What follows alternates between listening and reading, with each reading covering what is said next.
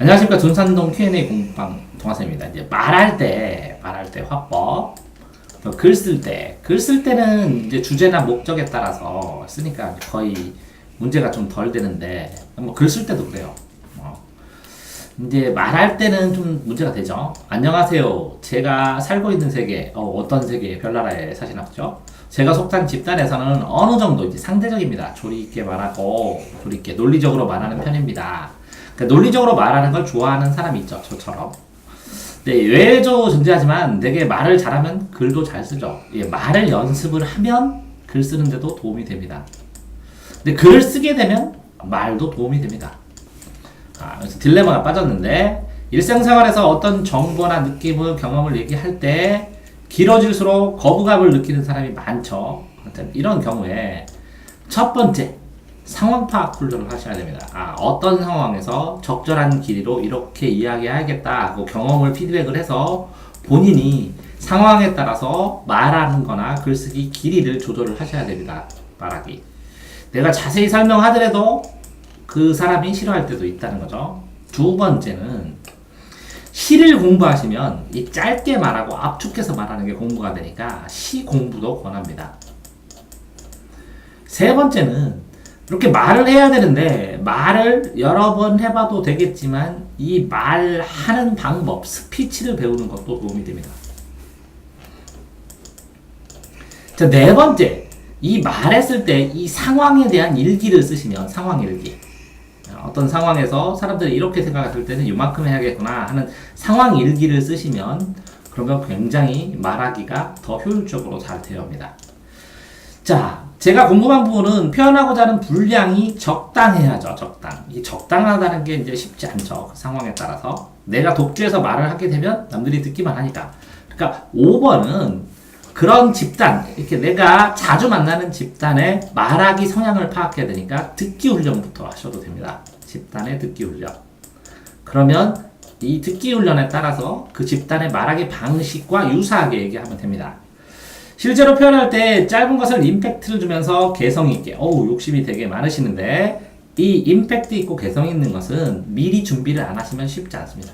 준비한 것을 임팩트 있게, 개성 있게 이렇게 유재석이나 아니면 저기 말 잘하는 김재동이나 이런 사람들도 준비한 것들을 얘기하지 준비 안 한 것을 임팩트 있게, 개성 있게 얘기할 수 있는 사람은 거의 없습니다.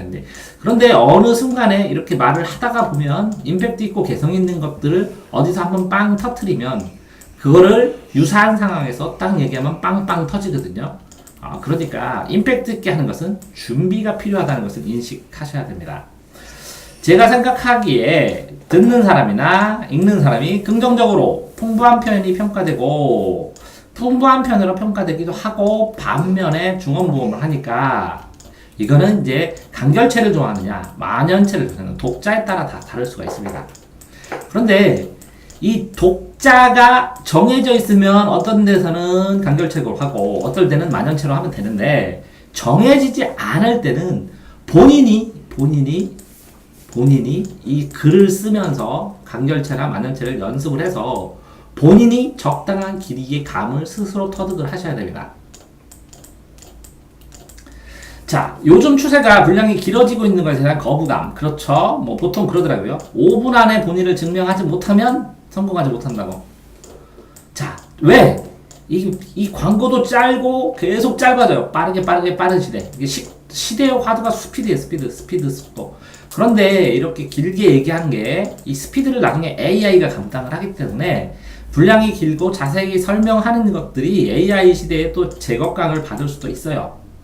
그러니까 오해를 방지하기 위해서는 어느 정도 길이 이게 상황마다 판단마다 상황마다 육하 원칙으로 생각하면서 다 다르게 하셔야 됩니다. 그래서 답변을 저도 이렇게 길게 이렇게 하는데 싫어하는 사람도 있습니다.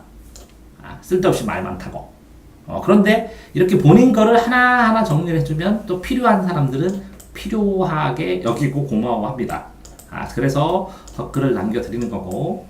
자, 이거를 찍는 이유는 또 9번째가 뭐냐면, 자, 이렇게 뭐라고? 너도 말하는 거 고민하잖아. 네. 뭐라고? 상황, 말하기 연습을 하셔야 되고, 적극적으로. 그런 다음에 뭐라고요? 시 분석도 내가 시키고 있죠? 네.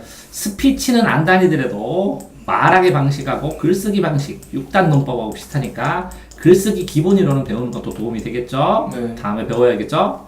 상황 일기 본인이 생각을 해보세요. 쓸데없이 하지 말고 이런 상황에서 이렇게 얘기하고 이렇게 정리하겠다 이렇게 네. 이게 뭐라고요? 일기예요 말 그대로.